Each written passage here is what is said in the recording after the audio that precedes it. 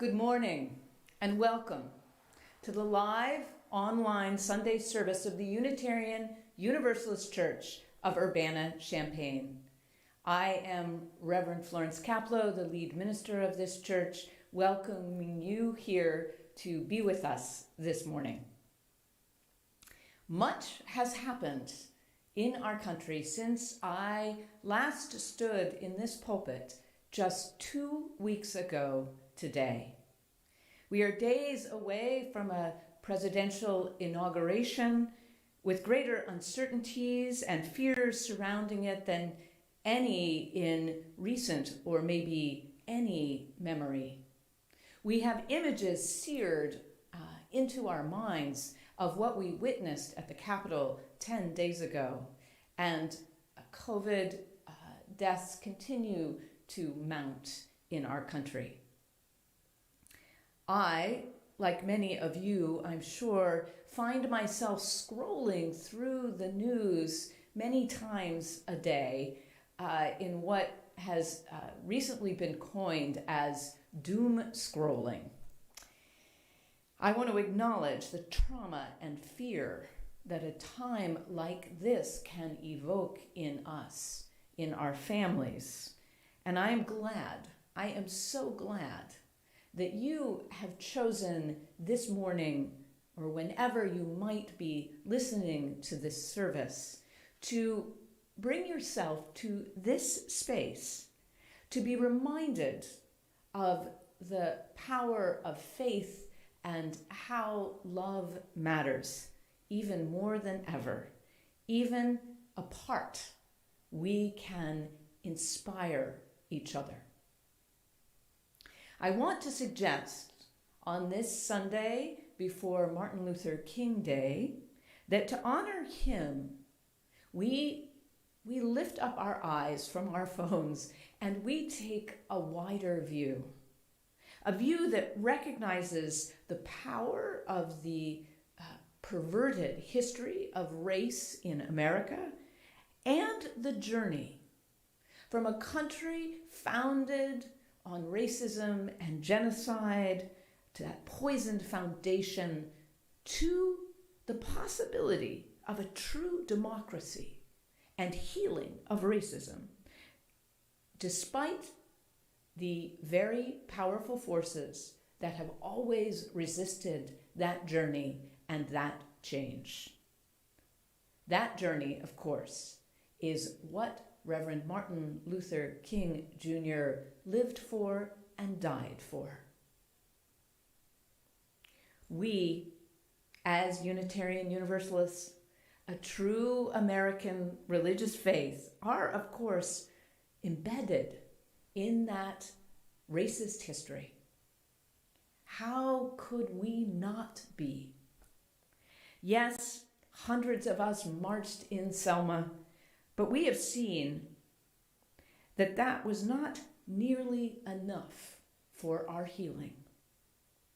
Black, Indigenous, and other people of color have been drawn to UU ideals and then deeply wounded in our congregations by the way that we fall short of those ideals over and over again. Many have left our faith, disillusioned and disappointed. And we wonder why UU congregations are still so far from being fully multiracial.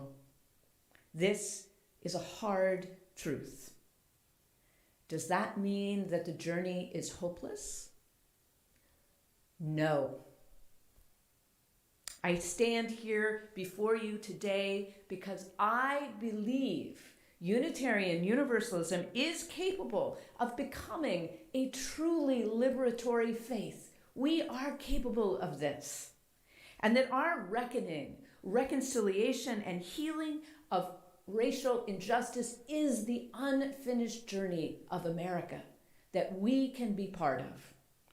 In 1966, Reverend King addressed the UU General Assembly as that year's honored Ware lecturer. He called his talk presciently Don't sleep through the revolution. That was more than 50 years ago, and the awakening continues. Each Sunday, as part of our commitment to that waking up, we now acknowledge the indigenous nations of the lands where we gather. And wherever you are this morning in this country, please bring to mind the indigenous peoples of your land with these words, and we'll have a moment of silence at the end of the acknowledgement. We recognize and acknowledge that we gather today on indigenous land, taken through deception, coercion, and violence. We acknowledge the continued displacement and oppression of Native peoples and honor their commitments to survival, identity, and the protection of our world.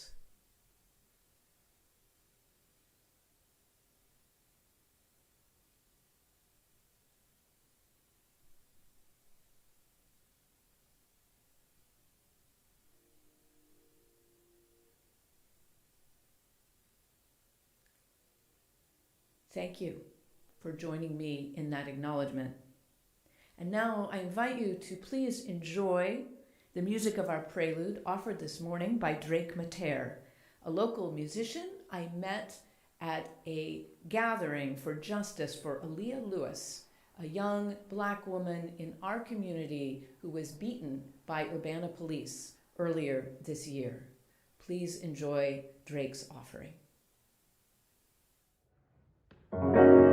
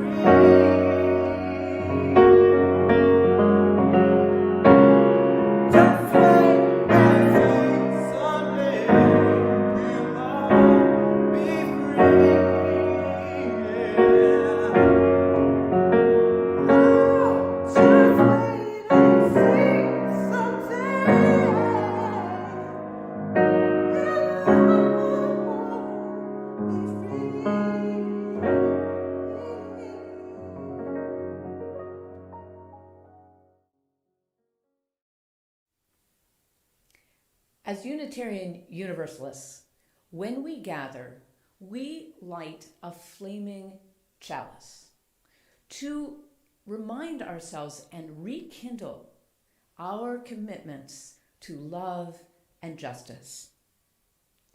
Please join me for the words of our chalice lighting this morning.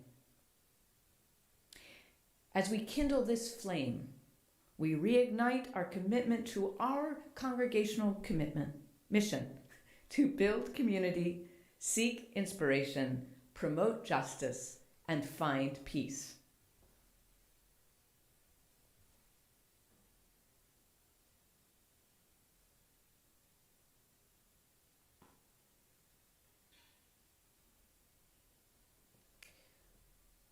Reverend Fritchie found a wonderful story for us today, told by Reverend Sarah Scotchko to children at a UU congregation in Eugene, Oregon, a couple of years ago, about the emotions involved in standing up for justice. Thank you to Reverend Scotchko for allowing us to share this morning. So, our story today is about an angry ladybug and a very polite spider. So as I was saying, Bugsburg was for everybody. There were caterpillars, there were ants, there were beetles, ladybugs, and everyone lived in harmony together. Until one day, the ant said, "Have you guys noticed that, a lot of bugs have gone missing?" And the ladybug said, "Oh yeah, dude, that's that suspiciously polite spider that just moved in. I think it's him." "I beg your pardon," said the spider, who was at that moment chewing on an ant leg like a chicken's drumstick. "How dare you," said the spider, "how dare you accuse me with no proof? I have been nothing but kind to the residents of Bugsburg. Have I ever raised my voice at any of you?" "Well, no," said the caterpillar. "You haven't raised your voice." "Yeah, but you've been eating people," said the angry ladybug.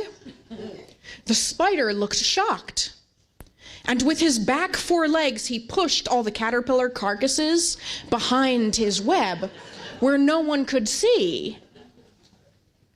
"I can't believe I'm being treated this way," said the suspiciously polite spider.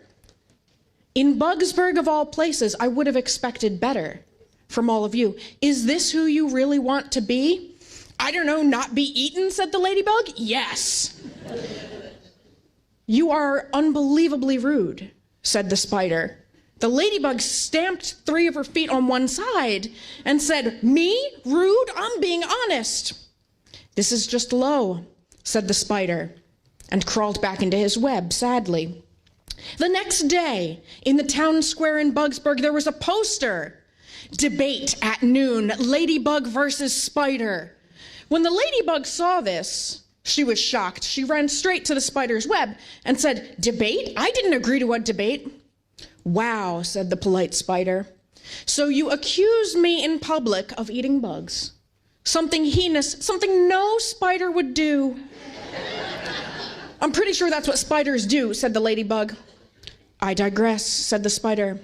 "You accuse me in public and then refuse to meet for a reasonable debate in front of everyone in the marketplace of ideas." "I don't want to get eaten," said the ladybug. "Have I ever eaten you?" said the spider. "I'm sorry, are you picking your teeth with a beetle shell?" the ladybug said. "You have no proof that this is a beetle shell," said the polite spider. "Okay, fine," said the ladybug. "What is it we're debating? The fact that you keep eating bugs?" "I'm not sure that that's up for debate," said the spider. "Have we really established that at all?" "No, what we're debating today is the trend of ladybugs accusing spiders of things." "We're going to get to the bottom of this," said the spider. "I'm not sure I want to be in this debate," said the ladybug. "Ah," said the spider to everyone who had assembled. "So you see, the ladybug wants to level accusations at people and then not defend herself. Typical." He does have a point, said one of the ants, who was at that moment being eaten by the spider. This is ridiculous, shouted the ladybug. You're mean. You're yelling, said the spider. You've called me names. You've threatened me. We can see who's in the right here. The ladybug stomped off, and on the third day, actually all the bugs had been eaten, there was no more Bugsburg, and the spider packed up his web and went to another town. Do you have any references from Bugsburg? They said. Before we let you move in, we'd like to know everything went well. Well, said the spider, have you heard anything bad about me from the residents of Bugsburg? No, said the chief ant in Antsville, and they let him move in. So my question for you is, who was in the right, the mean, angry, shouting ladybug, or the very polite spider? Very polite spider. Yeah, so we have some dissent. Yeah. Yes. So why would we think that the very polite spider is right? Because he's not shouting something. He's not shouting, no. But he's also eating people. So does it matter if you say nice things but do bad things? Guess it depends on how you take that question. I'm going to let you think about this. I love that story about speaking truth to power. In 2017, we had our own moments of people speaking truth to power within Unitarian Universalism. UUs at the national level were rocked by a reckoning with our internal systems of racial oppression. In response, our leadership changed. And the new leadership, which included, for the very first time, a Black queer woman, Reverend Sophia Betancourt, called for a gathering of UUs of color to share their insights about how we could move forward as a faith in a process of truth and reconciliation. Out of that gathering and the General Assembly that followed came the UUA Commission on Institutional Change. The charge of the commission was to conduct an audit of the power structure and analyze systemic racism and white supremacy culture within the Unitarian Universalist Association. After interviews with more than 1,000 UUs and 3 years of work, in 2020, the Commission completed its assessment and recommendations for our Association of Congregations, called Widening the Circle of Concern. The video clip you're about to see is from the final report of the Commission to the General Assembly last June. And there's also a book of this report that I'll be reading from a little bit later in the service. And you will hear strong words from Dr. Elias Ortega, the president of the UU Seminary of Meadville, Lombard. I am Dr. Elias Ortega, president of Meadville Lombard Theological School. First and foremost, I want to extend my thank yous and my appreciation to each and every member of the Commission, not only those serving now, but those who serve a short term and are not longer part of our ongoing work. I need to say that from the outset, this work was a very personal work. It is a work for me that took me to consider and think through my own commitments as a Unitarian Universalist. Why do I remain committed in a faith that seems to many that I do not belong, that I have to make a case not only for my existence, but the existence of others like me into belonging, not only in the pews, but also as part of the larger fabric of our faith. But this work also reminded me of the reasons why I have not left, not only myself, but also others. Why do we remain committed to this faith movement? We are committed to Unitarian Universalism, not to the institution, but to the larger faith that it represents, the aspirations of working for justice, of inclusion, the power of what does it mean to be universally included into a sacred community and a beloved community. Many of us remain committed Unitarian Universalists because of that promise. It is true that during this work, I and my fellow commissioners heard the pain of many in our movement, a generational pain. We heard from folks who are currently in our midst and in our communities, serving in our congregations as leaders, both ordained as religious professionals in many capacities and also lay. And we also heard from those who are no longer with us, and we mourned their loss among us.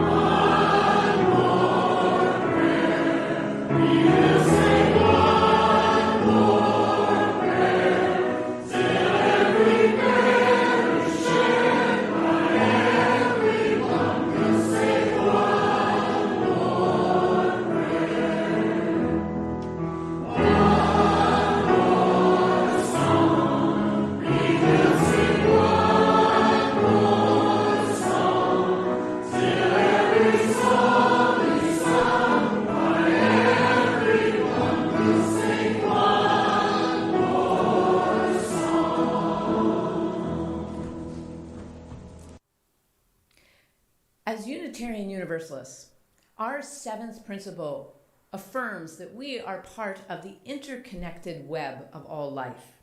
And those interconnections include our connections with each other, with the wider community around us, and with the entire world. In that spirit, each Sunday, we lift up those connections. In the spirit of our connections with each other, Reverend Sally Fritchie and I invite all visitors who have been nourished and supported by our services or other activities of this church online over the last months or year to consider joining us in the afternoon of the first Sunday in February on how to engage more deeply in this congregation, to have your spirit more fully met within this congregation, even at a time of physical separation, and what membership in a UU congregation means. You are welcome to attend no matter where you are in the country. For more information, you can visit the news section of our website and look for pathways to membership. Also, if by the end of this service you are feeling inspired by what you have heard and want to learn more, we, along with Dr. Michelle Grove, our interim director of religious education, will be part of a teaching team for an 11-week class focused on Widening the Circle of Concern. That class will be starting this Thursday, and what's really exciting is that it involves the collaboration of 5 Central Illinois congregations and the ministers and religious educators of those congregations. I'm happy to report that we have 30 people from UUCUC who have already signed up for the class, but we've extended the registration just a little bit longer through today so that if you do feel inspired, you can sign up. To find the registration and more information, you can go to our education section of our website and then look for adult education and then widening the circle. We'd love to have you join us. And remember, registration closes as of tomorrow. Each Sunday, as part of our commitment to interconnections, we share half of our Sunday offering with organizations in alignment with our values voted on by members and friends of the congregation each year. This month, our shared offering is the Eastern Illinois Food Bank, providing food throughout our region. And of course, in this time of pandemic, support for the food banks are needed more than ever before. During our Offertory, played by our own Juan Camacho on the theme of from Selma, the movie Selma, Glory, you'll have an opportunity to make a donation online that is in support of this church and in support of the Eastern Illinois Food Bank. Your generosity is greatly appreciated.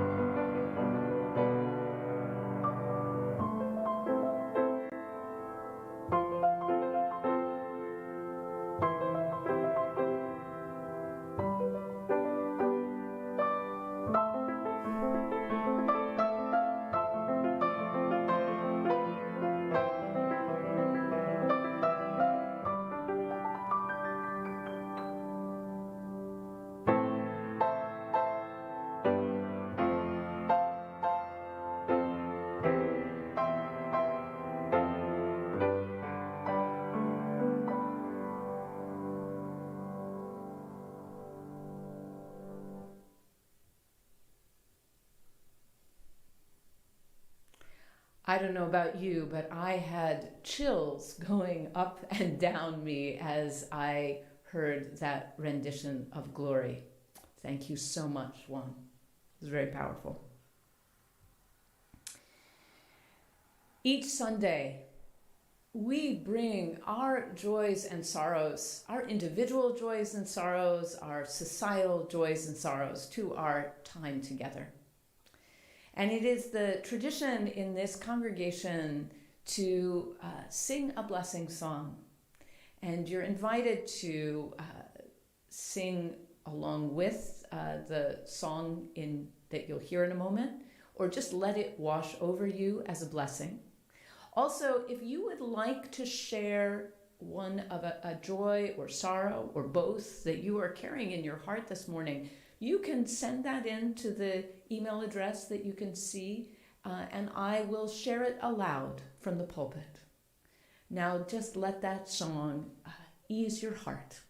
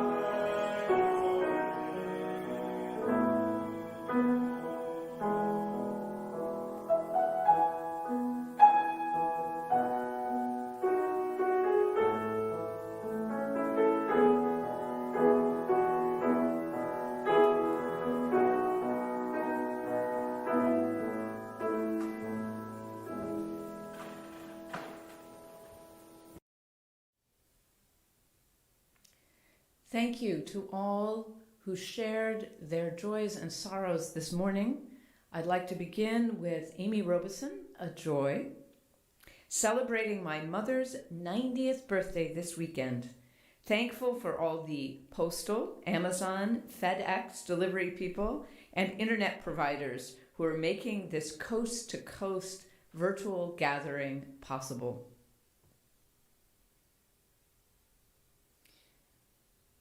From Sam Bashir's, sorrow for Lisa Montgomery, executed by the United States government on January 13th, 2021.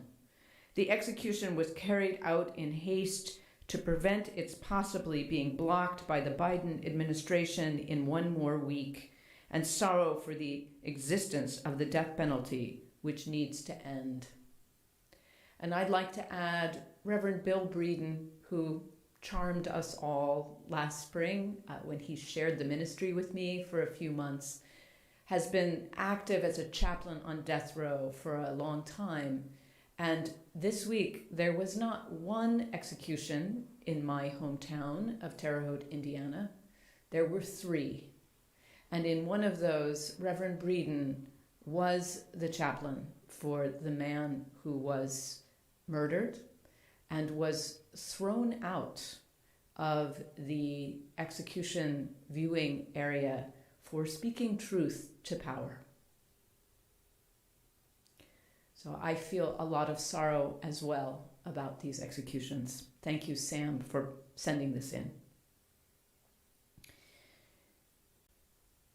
From the Pitzel family.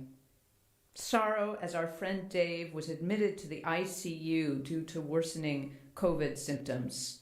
Prayers for his speedy recovery. From Katrina Knights. Requesting healing thoughts, prayers, energy for my ex-husband who had surgery on a detached retina last week. He is healing well, but because of the altitude differences between Denver and his house, he can't go home for several more days.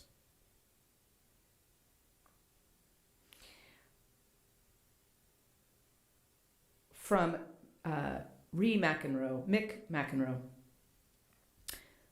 When looking at daily new positive cases compared to population, COVID-19 is really bad in Ireland. We found out that my husband's uncle, PB, and Auntie Breda have both tested positive, and PB is now in hospital for breathing difficulty. Prayers and wishes for health and safety for PB and Breda and all our family in Ireland would be so appreciated. On a happier note, I'm glad to report that my parents in Urbana both have upcoming appointments to get their first dose of the COVID-19 vaccine.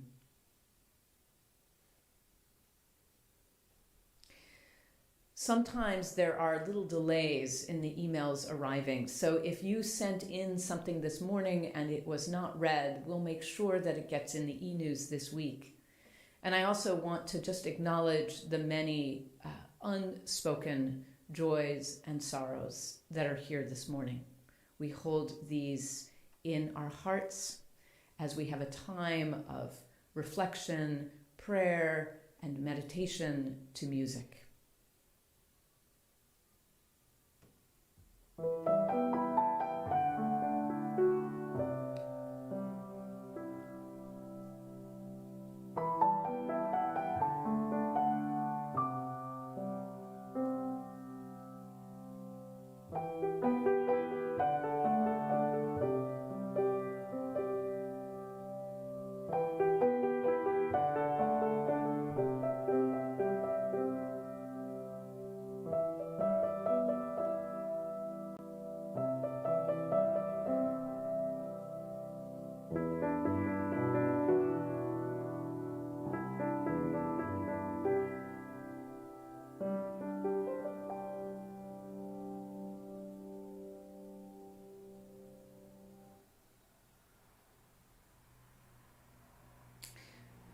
We have a special video for you coming up, and many of you watching this morning were present when this actually happened about 2 years ago, a little over 2 years ago. But I just felt like we had to bring it back for this service. When a UU minister is called to a congregation as a settled minister, sometime afterward there is a special ceremony, often called an installation ceremony, that acknowledges that sacred relationship that has formed between a settled minister and a UU congregation.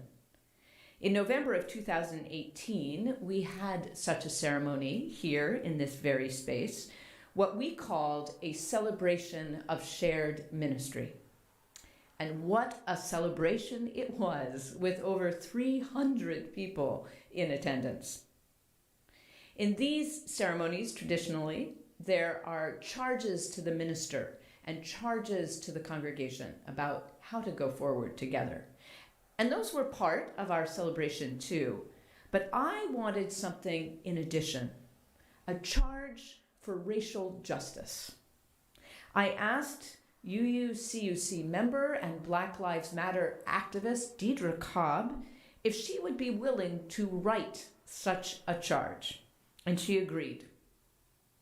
On the actual day of the celebration, she was in Washington, D.C. at a demonstration, but Joe Omowosagye, also a member, was happy to step in and read her words. I'd like us all to hear that charge again today. Deidre has moved to Atlanta with her 2 young sons. She's very missed here, but her words continue to challenge us.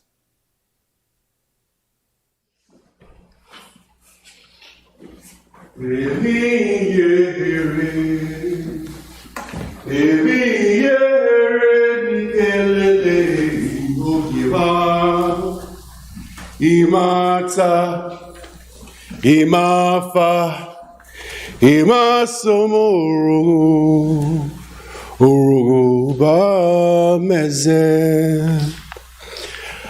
I'm Joe Omosagie. I am here because Reverend Kaplow asked Deidre Cobb, as a member of this congregation, to offer a charge for racial justice. In this celebration, along with the usual charge to the minister and a charge to the congregation, Deidre was unexpectedly called out of town, so I was asked to share these words, and the song was just mine because it pulled it all together for me. To whom does racial justice apply to? To the 1%? To the 99%? To any or every one of us? We've been all touched by the sword of fear that the beast swings. What is racial justice at UUCU? A detoxification, a spiritual journey that involves looking at our most tender parts, examining our internal wounds, acknowledging the pain that has been both inflicted and endured, past and present, acknowledging the imbalances that our pain has manifested within us, making a commitment towards healing by every means necessary, telling the whole truth, committing to the equitable and ethical distribution of resources, and loving oneself and all beings. How do we achieve racial justice? By understanding that all life is sacred and divinely intelligent, and living with this at the forefront of everything we do. Let the lighting of every UU candle and every RE class taught to be a commitment to our collective healing of this work. Why racial justice? It is only through our collective healing that we can heal our generational wounds from living in a society steeped in fear and imbalance for so long. At this crucial period in our country and on our planet, it is imperative that we do the work. UUC, how many to be used? It is tremendously blessed to install our dear Minister Florence Kaplow, who has already demonstrated her commitment to healing herself and many others, both near and far, for many years. By acknowledging and healing the behaviors that we have acquired from living in fear, we may gain to access the infinite abundance of love. May we all be blessed to know and be nurtured by the abundant love of God. Ami Ashe.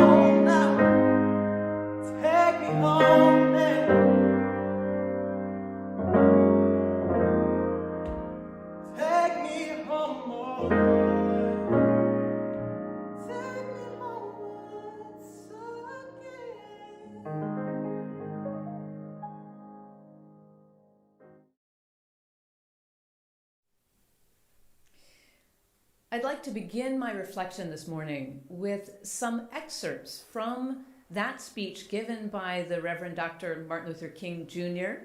to Unitarian Universalists in 1966, Don't Sleep Through the Revolution. After speaking warmly and personally about the many ways he had worked with Unitarian Universalists in the civil rights struggle, he unexpectedly told the story of Rip Van Winkle, and then goes on to say, one of the great misfortunes of history is that all too many individuals and institutions find themselves in a great period of change and yet fail to achieve the new attitudes and outlooks that the new situation demands. There is nothing more tragic than to sleep through a revolution. The great question is, what do we do when we find ourselves in such a period? Certainly, the church has great responsibilities. It has always been the role of the church to broaden horizons, to challenge the status quo, and to question and break mores if necessary. I would like to suggest some of the things that the church must continually do in order to remain awake through this revolution. First, I can never be what I ought to be until you are what you ought to be. And you can never be what you ought to be until I am what I ought to be. This is the interrelated structure of all reality. This realization is absolutely necessary if we are to remain awake through this revolution. Secondly, it is necessary for the church to reaffirm over and over again the essential immorality of racial segregation. So, over and over again, we must make it clear that we are through with this unjust system now, henceforth, and forevermore.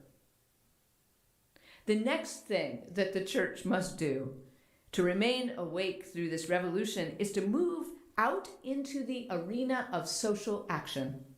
It is not enough for the church to work in the ideological realm and to clear up misguided ideas. To remain awake through this social revolution, the church must engage in strong action programs to get rid of the last vestiges of segregation and discrimination. I talk a great deal about the need for a kind of divine discontent. But I must say to you this evening, my friends, there are some things in our nation and in our world to which I am proud to be maladjusted. And I call upon you to be maladjusted, and all good people of goodwill, to be maladjusted to these things until the good society is realized. I never intend to adjust myself to segregation and discrimination. I never intend to become adjusted to religious bigotry.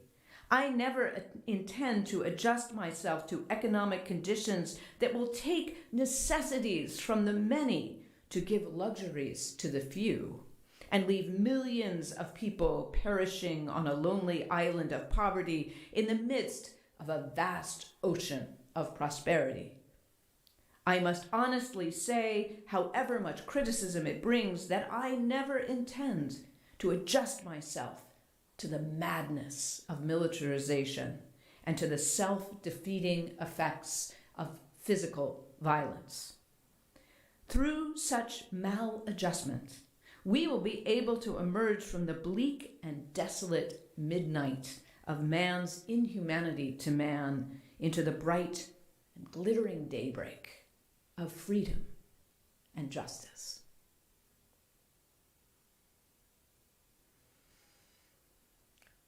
By 1966, Martin Luther King had been in the struggle for a long time.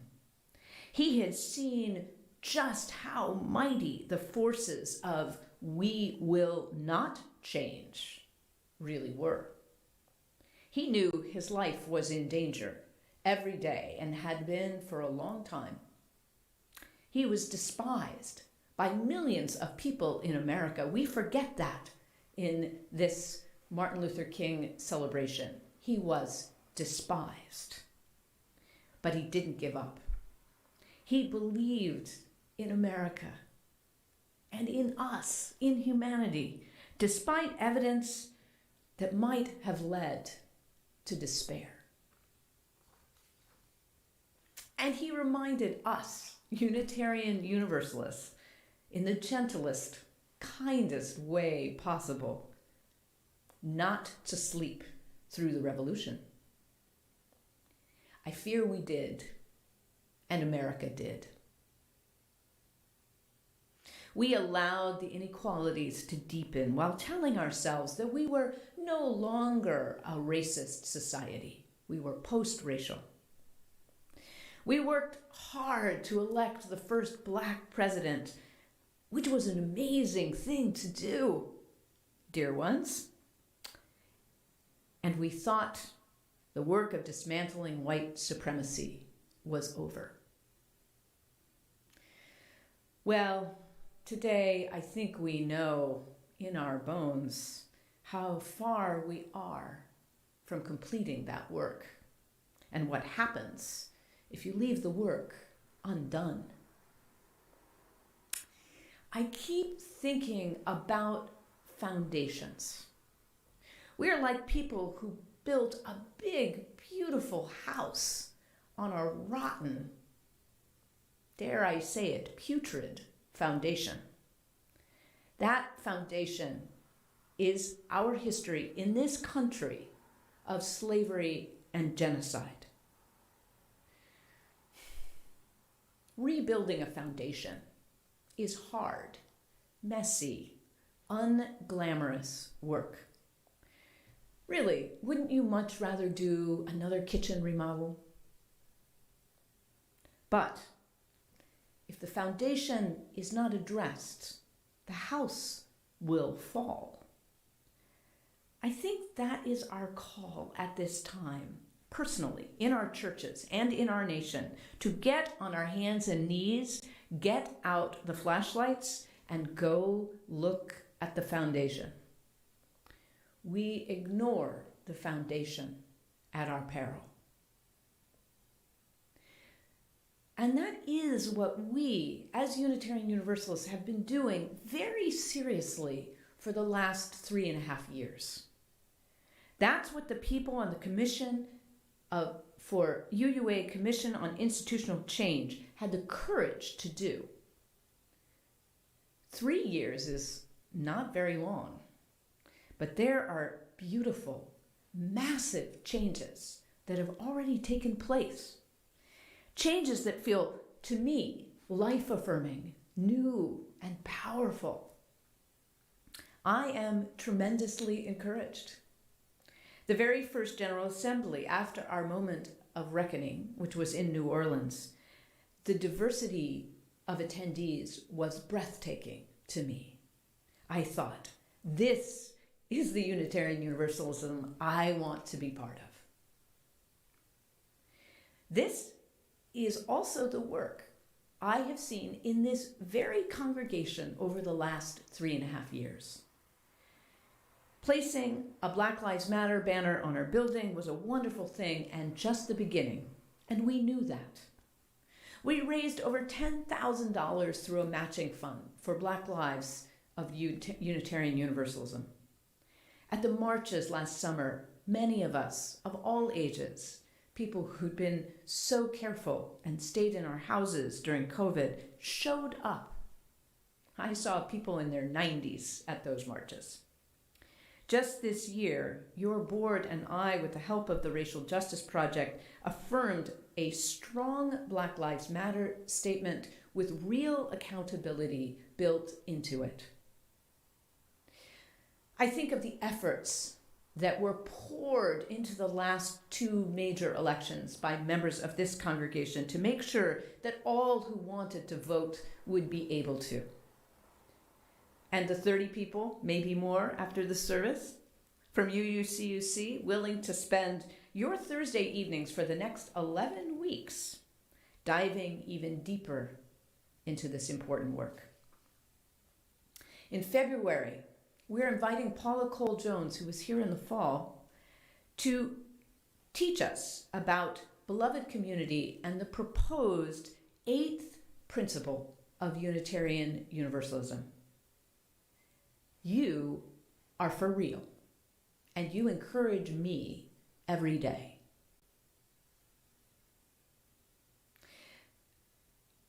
I want to share some words from Reverend Sophia Betancourt, one of the members of the Commission on Institutional Change, speaking about a sermon given by a UU youth of color, Paloma Kahlo.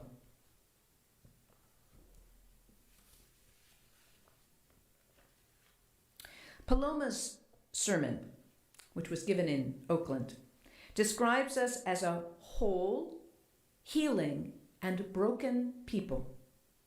Also as a whole, healing, and broken faith, and as a whole, healing, and broken world. And she asked, how do I inherit this broken world with grace? As she talks about the work of finding place in our religious communities and in our structures of leadership, she also asks us to call into the center of voices of authority those who are already here among us, but whose youth voices, queer voices, trans and gender non-conforming voices, or voices of color are not given room to tell their full stories. Paloma calls us to be sanctuaries where telling our full stories and engaging one another's healing and one another's pain can guide us into a new way of being.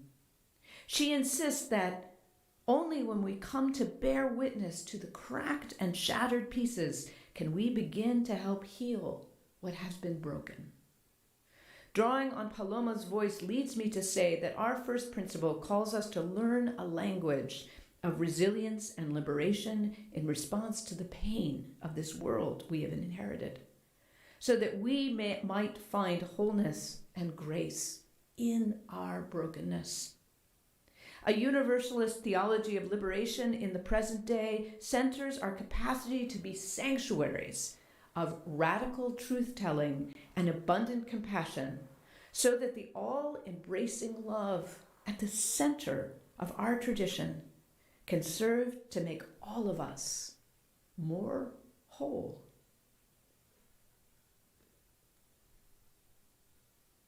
And that brings me back to the words of Deidre Cobb in her racial justice charge to us.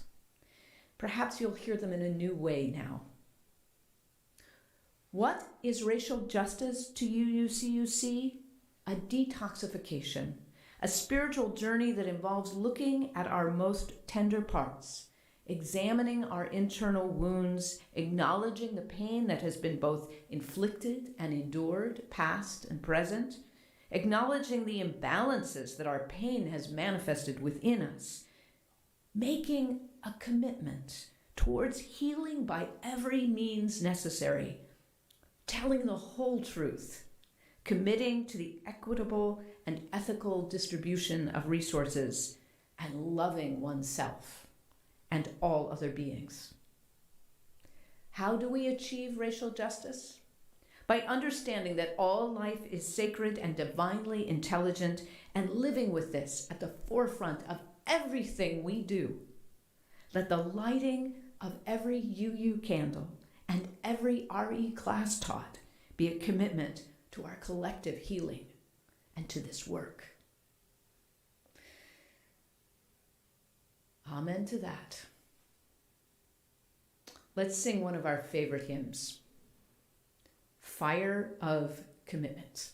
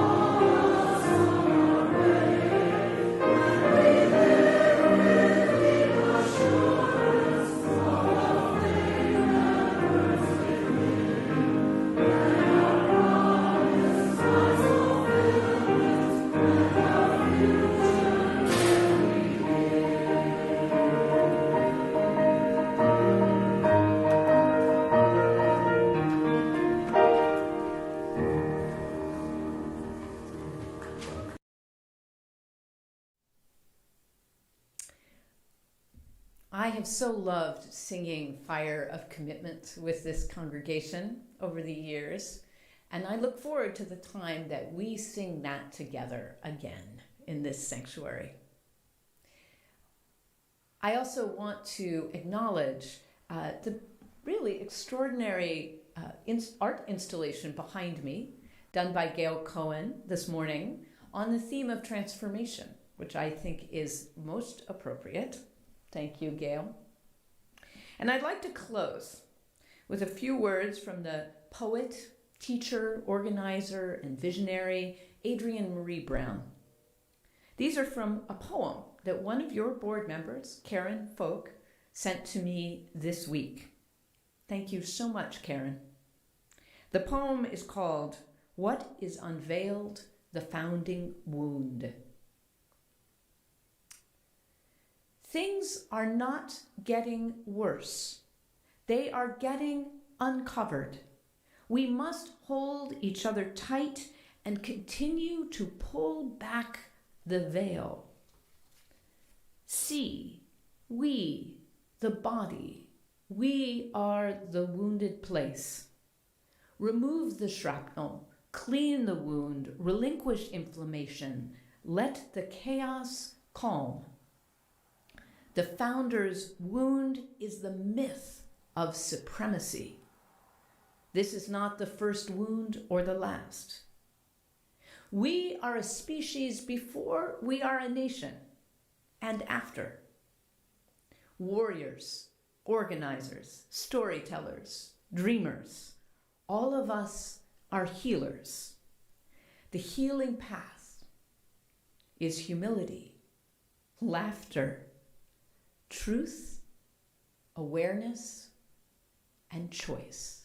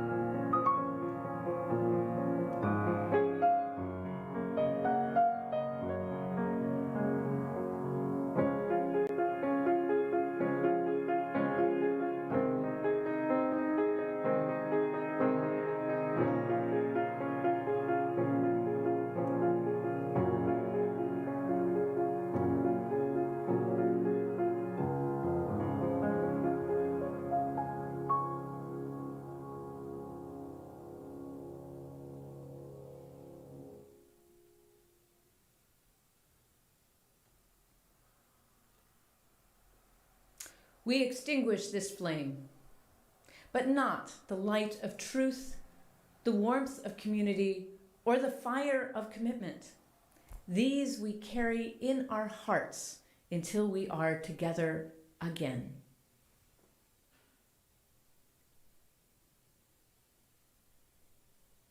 Stay well, stay safe in these tumultuous times, and hold each other tight.